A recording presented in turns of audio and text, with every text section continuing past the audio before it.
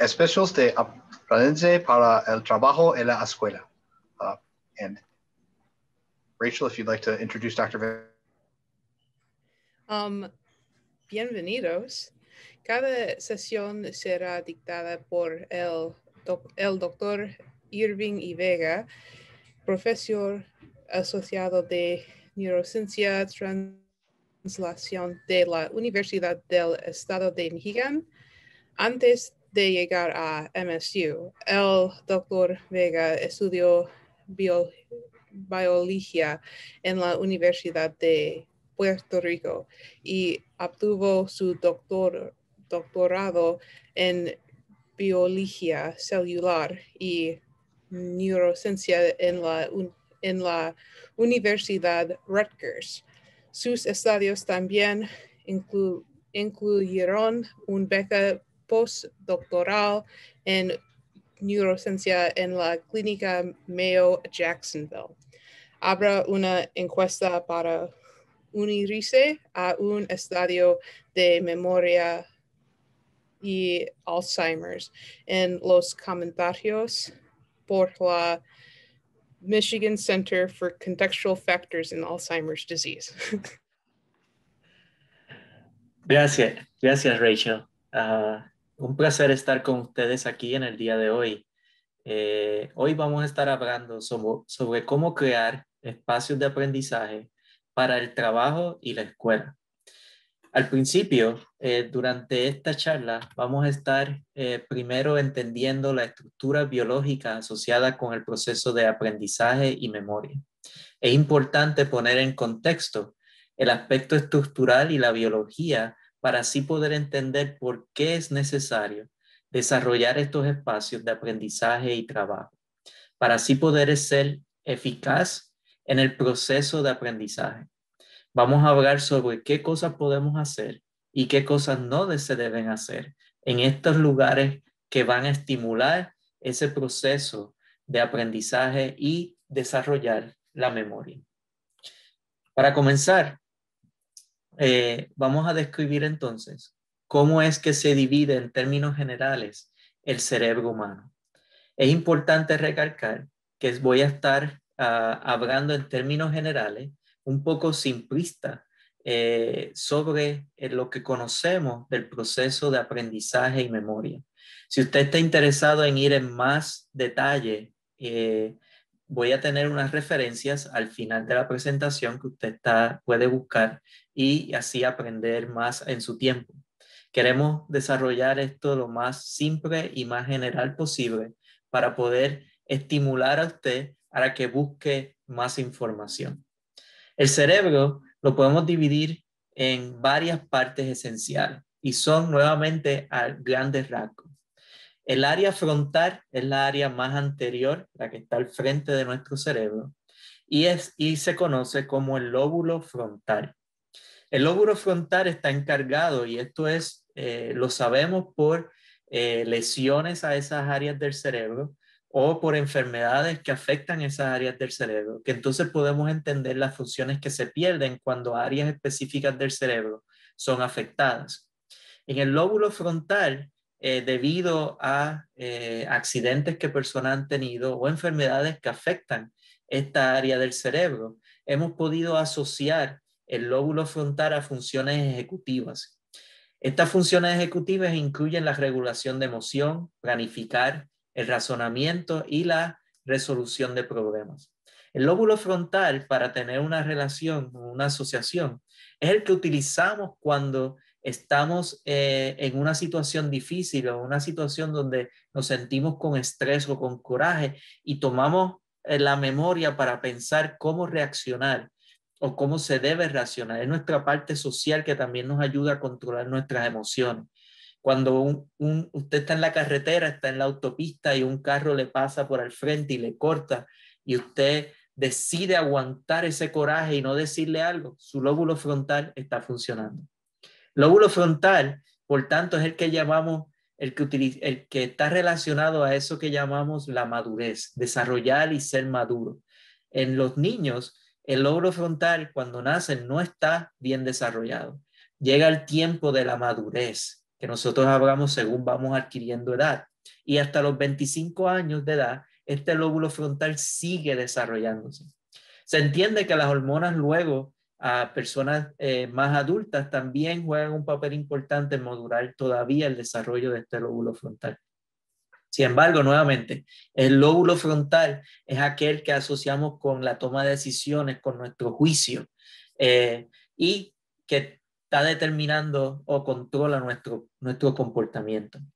Dividido o cercano al lóbulo frontal, dividido por el sulcus central, que divide este lóbulo frontal del próximo lóbulo que se conoce como el lóbulo parietal.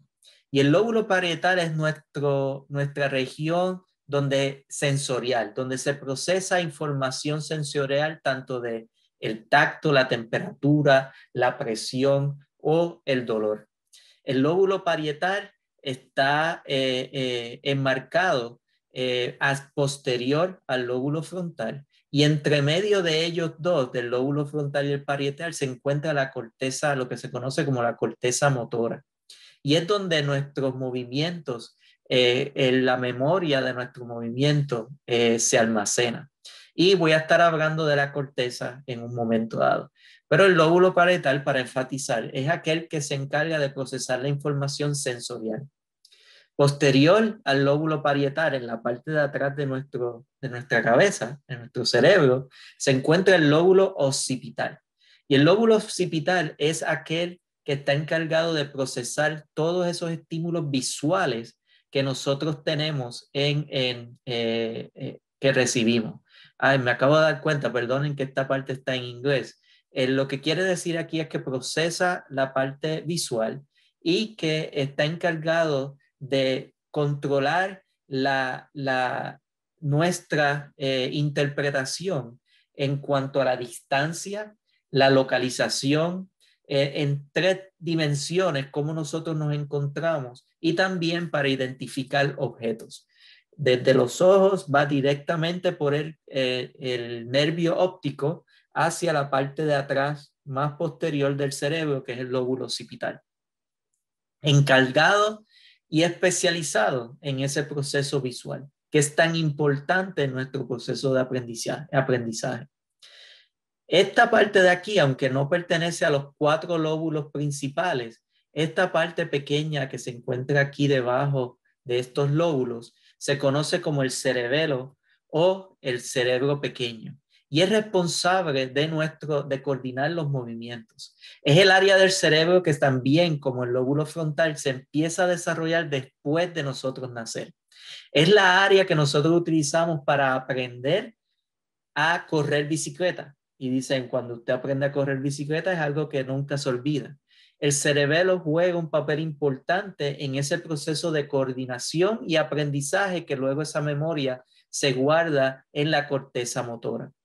El cerebelo entonces es responsable de esas habilidades, controlar y procesar esas habilidades motoras, como el equilibrio, la coordinación y nuestra postura. Debajo del próximo lóbulo, que es el lóbulo temporal, que vamos a hablar en un segundo, se encuentra el stem, o el tronco del cerebro. Y esta área es la más primitiva del cerebro. Todos los mamíferos tienen estas mismas áreas conservadas y están encargadas de procesar los funcionamientos autonómicos de nuestro cuerpo. Quiere decir el corazón, la respiración, esos procesos que nosotros no controlamos conscientemente. El tronco del cerebro es el que nos ayuda a controlar esos procesos. Por eso una persona que se da en la parte de atrás de la cabeza y se esnuca, como decimos nosotros en Puerto Rico, que tiene una lesión en la parte de abajo de la cabeza, puede morir, y es porque se pierde entonces, se tronca, al lesionarse, se puede troncar la conexión con los músculos que controlan el pulmón, el corazón, los vasos sanguíneos, y de esa persona puede morir. El lóbulo más importante en el proceso de memoria y aprendizaje es el lóbulo temporal. Aunque todos los otros lóbulos juegan un papel importante porque reciben los estímulos y procesan la memoria, es el lóbulo temporal el que es particularmente importante en el proceso de información. Es el que tiene la habilidad de poder, cuando usted ve un objeto, ya aprendió que ese objeto, el nombre es tal, y es por la manera en que esa información se procesa en el lóbulo temporal. Va al lóbulo occipital, vuelve al temporal y después se le trae esa memoria. Un proceso bien complejo. Dentro del lóbulo temporal se encuentra una región muy importante que se conoce como el hipocampo. Y el hipocampo, vamos a hablar en detalle ya en breve, es la región del cerebro importantísima para procesar el aprendizaje, las emociones y últimamente llevar a almacenar esa información en lo que conocemos como la memoria. Por lo tanto, el cerebro, de acuerdo a funciones que conocemos, hay estructuras que están asociadas a esas funciones y como hablamos, el lóbulo, para resumir, lóbulo frontal para ese proceso de planificación, decisión, atención, el movimiento en la corteza motora, tenemos lo sensorial que está en el lóbulo parietal, la visión en el occipital, movimiento y coordinación, correr bicicleta, cerebelo, y lo que nos trae a hablar hoy, en el día de hoy, el proceso de información y el almacenamiento de información en el concepto que conocemos como memoria, es trabajado en el lóbulo temporal. El cerebro tiene dos hemisferios que están conectados por lo que se conoce como el cuerpo calloso. Y esos dos hemisferios se pueden separar si uno corta sagitalmente a través del cuerpo calloso. Si hacemos ese corte, lo que vamos a poder ver en la área del lóbulo temporal es esa región que conocemos como el hipocampo. El hipocampo es una área, como dije anteriormente, importantísima en el proceso de aprendizaje porque es una de esas estructuras que se estimula en el proceso de aprendizaje y que las neuronas, que son las células que se encuentran en el cerebro, se activan y entonces circula esa información dentro de esta área del lóbulo temporal, que también se conoce como el lóbulo, como la región límbica del cerebro o el lóbulo límbico del cerebro. Por lo tanto, en el proceso de aprendizaje y memoria, lo que sucede biológicamente es que usted recibe una información, un estímulo, que activa las células del cerebro que conocemos como neuronas. Principalmente esa activación ocurre luego que se recibe el estímulo, va al hipocampo y esa información se empieza a procesar dentro de esa región límbica del cerebro, que es el más importante nuevamente el hipocampo. Por el proceso de aprendizaje, yo espero que la información que usted está recibiendo hoy también le está activando ese funcionamiento de las neuronas en el hipocampo. Y eso es lo que conocemos como la memoria a corto plazo o memoria de trabajo. Y es una memoria que puede durar horas, días, semanas o hasta meses. ¿Ok? Y esa memoria se utiliza temporalmente para llevar a cabo actividades cognitivas que lleve a la comprensión del lenguaje, el aprendizaje y razonamiento. Sin embargo, es una memoria a corto plazo. Nuevamente, la información que usted está recibiendo hoy, que yo le estoy dando, está activando esa memoria a corto plazo. Tienen que surgir otros procesos para que entonces esa memoria a corto plazo se estimule y haya unas conexiones desde el área límbica del hipocampo hacia la corteza. En esto aquí anaranjado es la corteza nueva, el neocórtex, y es donde se almacena la memoria. A través de esta circulación de activación, una vez hay un estímulo que puede llevar entonces a la memoria de largo plazo. Y la memoria de largo plazo es aquella información que se almacena entonces en la corteza del cerebro. ¿Okay? La memoria a corto plazo es la que está circulando y está trabajando durante la estimulación de la región del hipocampo, del lóbulo límbico, y esa información va a durar poco tiempo. Pero si hay una activación de que promueva el movimiento de esa activación de las neuronas hacia la corteza, entonces se forman las memorias a largo plazo, y esas memorias a largo plazo es el almacenamiento de la información, lo que conocemos como memoria, y ocurre a largo plazo, en largos periodos que pueden durar toda la vida. Entonces la pregunta es, ¿cómo podemos tener la información de procesarla en una memoria a corto plazo y llevarla a una memoria a largo plazo? Ahí es donde viene el individuo y el ambiente a jugar un papel importante para llevar a cabo la transición de memoria de corto plazo a memoria de largo plazo. Por lo tanto, es necesario desarrollar, tener un ambiente tanto que favorezca al individuo y un ambiente que pueda promover ese proceso de aprendizaje. ¿Por qué? Porque es necesario tener la atención necesaria y estar comprometido para poder aprender y poder llevar esa información de la memoria de corto plazo a la memoria a largo plazo. Tener en mente cómo puede usted utilizar conocimiento que ya está en la memoria a largo plazo para poder entonces relacionarlo al nuevo conocimiento puede también facilitar la memoria de corto plazo a la transición de memoria a largo plazo. Por ejemplo, si usted conoce o tiene unos ejemplos que yo hago de que usted conoce cómo las extensiones de luz en la Navidad, usted las utiliza para decorar el árbol, usted sabe que esas luces están conectadas. Asimismo, yo utilizo esa analogía para explicar cómo las neuronas están conectadas. Cuando hay un estímulo, que es cuando usted lo conecta a la corriente, todas esas lucecitas se prenden. Asimismo, se prenden las neuronas cuando reciben una información. Y si una neurona o una de esas bombillas se dañan, la información no fluye y por lo tanto esas luces no se prenden, esas neuronas no se activan. Por lo tanto, conectar la extensión es como el estímulo que nosotros recibimos y una vez recibe ese estímulo, todas esas neuronas se activan. Eso es lo que está sucediendo en su cerebro ahora mismo. Al traer analogías, usted puede entonces utilizarlas para llevar y facilitar ese movimiento de memoria a corto plazo a memoria a largo plazo. Pero también usted tiene que practicar. Usted tiene que utilizar esa información. Si usted no utiliza esa información, la codificación que existe en la memoria necesita más espacio, por lo tanto, entonces lo va a seguir moviendo y moviendo y moviendo esa información hasta que después se pierde. Por lo tanto, es importante utilizar y practicar para llevar la información para poder entonces llegar de memoria de corto plazo a memoria a largo plazo.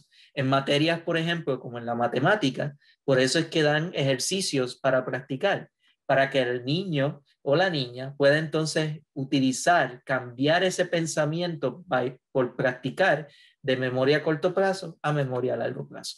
Lo que quiero enfatizar aquí es que es importante el ambiente, porque el ambiente va a ayudar a elevar ese nivel de atención necesario y ese compromiso para aprender. Y también el individuo, que tiene que estar comprometido en adquirir y estar motivado o motivada para poder adquirir ese conocimiento. Esta tabla está lamentablemente en inglés, la extraje de un artículo, así que no pude traducirla, pero lo que quiere decir es lo que le estaba diciendo anteriormente, el componente del individuo con el espacio. Las dos principales, que es el involucrar al estudiante, a su hijo o a su hija, o utilizar un proceso de aprendizaje que está centrado en el estudiante, es sumamente importante para que el estudiante tenga esa autonomía y tenga ese poder de decisión, ese compromiso con el proceso de aprendizaje. Por eso es importante que cuando usted desarrolle un espacio en su casa, para que el niño estudie o la niña estudie, es importante que en la decisión de cómo ese espacio va a estar diseñado, en esas decisiones su hijo o su hija esté envuelto completamente. Y esa colaboración, ese proceso de desarrollar el espacio con los materiales, los dibujos, los colores que el niño o la niña quiere, va a ser sumamente importante para que ese niño tenga esa actitud de compromiso con el proceso de aprendizaje. Y más, va a estar en un lugar que se sienta a gusto, que es la otra componente. ¿Cómo desarrollar un lugar que esté libre de distracciones, de ruido, que el niño o la niña pueda controlar su comportamiento, un ambiente en el cual se sienta parte, se sienta que es su espacio, se sienta que dueño de ese espacio, de ese lugar, y que pueda entonces estar en una condición emocional estable y segura para poder llevar a cabo ese proceso de aprendizaje. Además, tiene que ser un lugar cómodo, un lugar donde el asiento no sea canse demasiado al niño, que la temperatura no esté muy fría. Todo ese factor ambiental es importante para que el niño se sienta a gusto y, claro, enfatizar en el diálogo, a ver cómo ese ambiente, cómo la construcción de ese ambiente usted envuelve a ese niño, a esa niña. Ejemplos están aquí. Ustedes ven cómo usted puede desarrollar espacios únicos en donde en comunicación con su hijo o su hija usted pueda desarrollar ese espacio, pueda decorarlo con lo que la niña o el niño quiera, los colores, las palabras, los libros que va a tener, cuál va a ser el asiento, cómo ubicarlo, tener luz. Es sumamente importante iluminar el espacio y personalizarlo. Es la parte en donde el niño adquiere la responsabilidad y se siente dueño del proceso de aprendizaje. Si tienen niños que son de diferentes edades, entonces hacer el lugar adecuado a la edad del niño es sumamente importante. Además, si no hay espacio en la casa o quiere crear más distancia entre la casa y ese lugar del proceso de aprendizaje, puede desarrollar un lugar en el garaje. Aunque yo reconozco que aquí en el estado de Michigan, por el frío, en el invierno es difícil desarrollar un espacio en el garaje. Si tiene una área fuera de la casa que está controlada la temperatura, sería ideal para así crear esa distancia dentro de su hogar entre la casa y el lugar del trabajo. Claro, importante es que esa negociación, ese diálogo ocurra entre usted y su hijo o hija. Quiero recalcar que vean a los niños que están vestidos para la ocasión, como si fueran para la escuela. Sumamente importante, y lo voy a enfatizar luego, de que usted se tiene que vestir para la ocasión. No es conveniente que usted desarrolle un espacio, de que usted tenga un lugar ya diseñado para estudiar y el niño con su pijama, según se levanta de la cama, vaya entonces a prepararse ese lugar para estudiar, porque entonces se rompe esa distancia entre el hogar, entre lo que significa el hogar y ese espacio que significa que voy a aprender y voy a guardar el aprendizaje en mi memoria. Y es importante crear ese ambiente, crear ese espacio para que el niño se asocie a ese espacio al proceso de aprendizaje. Claro, usted puede utilizar, en casos de que no haya tanto espacio en el hogar, puede usar cartón y dejar que su hijo o su hija personalice ese espacio. Importante, proveyendo suficiente luz, ayudando a que el niño tenga organizado tanto sus agendas como las tareas que va a estar utilizando en un espacio en donde también se limitan las distracciones. Todo esto de crear ese espacio también aplica a los adultos. Que haya luz, que usted esté vestido para la ocasión como si fuera a ir a trabajar y que tenga un espacio único que usted asocie con el trabajo y que pueda desligarse por lo menos mientras está en ese espacio designado, que su cerebro identifica ese espacio con trabajar o estudiar, o ambas. Pero no es simplemente desarrollar o seleccionar un espacio en la casa. Es que usted puede, este espacio aquí, por ejemplo, parece ideal, pero si al frente del niño, cerca del niño o la niña, tiene los juguetes que el niño utiliza para jugar, entonces ya eso sirve de distracción. Si el lugar no está organizado, si tiene muchas cosas guardadas dentro de ese lugar, incluyendo juguetes, todo eso va a ser en un momento, va a promover la distracción del niño. Además, sobreestimular sobre preparar el área y proveer demasiado estímulo para el niño se puede convertir también en una distracción. Por eso es importante tener una cantidad justa de estimulación y de marcar el lugar, pero no en exceso, porque entonces sirve también de distracción. No es bueno que sea dentro del cuarto donde el niño o la niña duerme. ¿Por qué? Porque el cerebro va a estar asociando ese lugar con dormir y entonces el cerebro va a estar todavía pensando que tiene que dormir mientras está tratando de trabajar. Pero si logra asociar entonces el espacio por trabajar o estudiar, entonces va a tener problemas para dormir, porque entonces el cerebro piensa que está en un lugar para trabajar. Así que es importante que ese lugar no se asocie, no, que el lugar para estudio y trabajo no sea dentro del cuarto donde el niño o la niña duerme o usted trabaja o donde usted va a trabajar, que no sea en su cuarto. Y como pueden ver aquí también la poca luz que hay, a pesar de que hay una ventana grande, hay una oscuridad y eso no es bueno para el proceso de aprendizaje. Usted necesita tener esos sentidos activos y la estimulación, la luz es sumamente importante. La tecnología también es una distracción.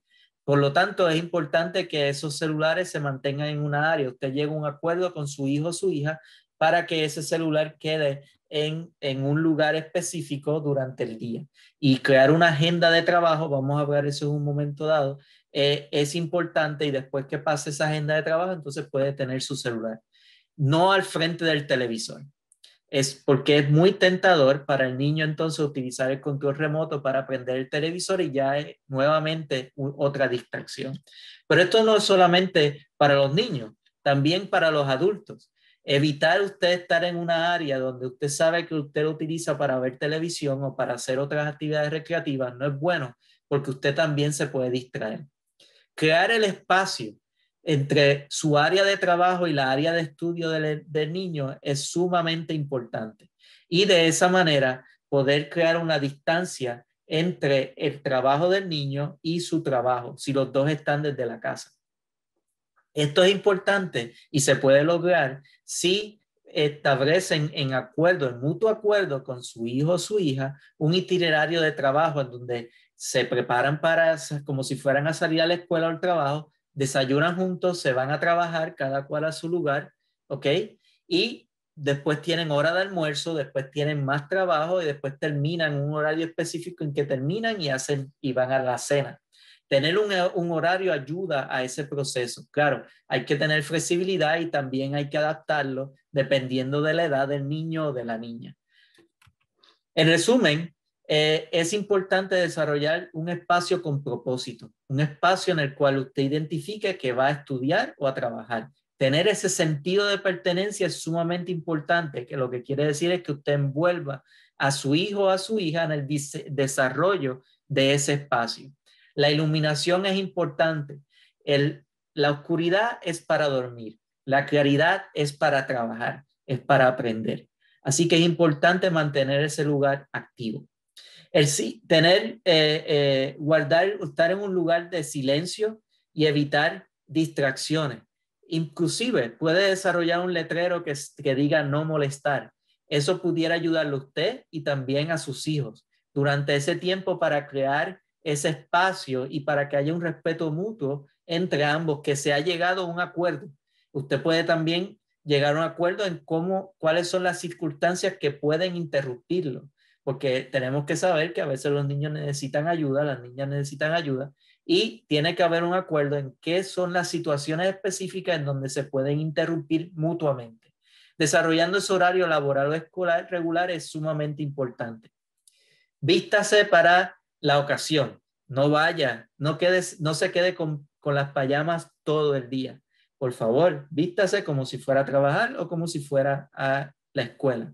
Y manténgase alejado lo más que pueda del teléfono celular o de la televisión para evitar distracciones. Aunque la computadora también es una distracción porque podemos entonces buscar las noticias, nosotros los adultos, o podemos buscar otras páginas web en el internet. Por lo tanto, es importante que tengamos una agenda de trabajo para no distraernos y después en nuestro momento de ocio poder ver la televisión, contestar llamadas, etc. Esta presentación todo es con un propósito educacional. Las imágenes fueron tomadas de estos lugares en la página web, están todas con su correspondiente cita aquí, y también estas referencias fueron utilizadas para traer información, así que aquellos que quieran obtener más información o ir más en detalle sobre lo que es la memoria y cómo es que funciona, y también cómo desarrollar lugares adaptados para el buen aprendizaje, están estas referencias que les traigo. Y con nada más, entonces nos podemos mover hacia las preguntas, si alguna. Gracias.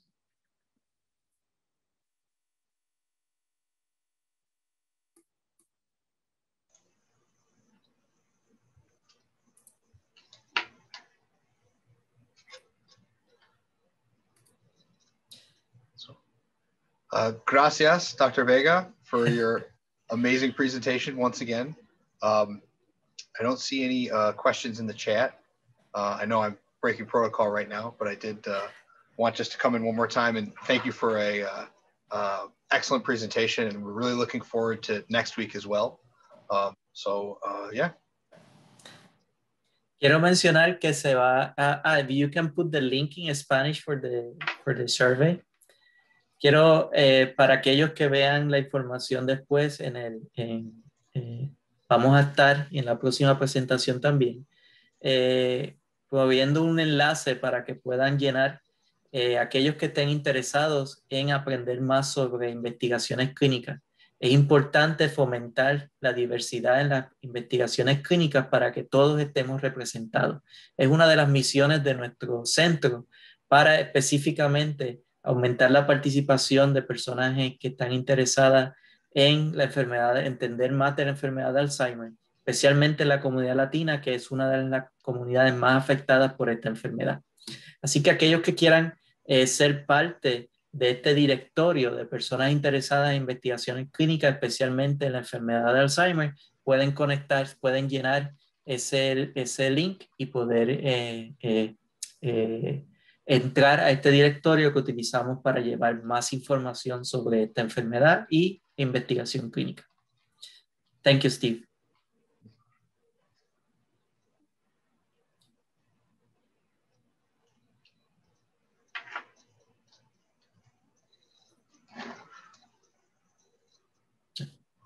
Okay, well, I don't see any, the presentation will be available online shortly. So, and thanks very much for coming. So if there are no other questions, again, thank you so much, Dr. Vega. Looking forward to seeing you next week and same time, same place. And yeah, looking forward to more great information and another great presentation from you.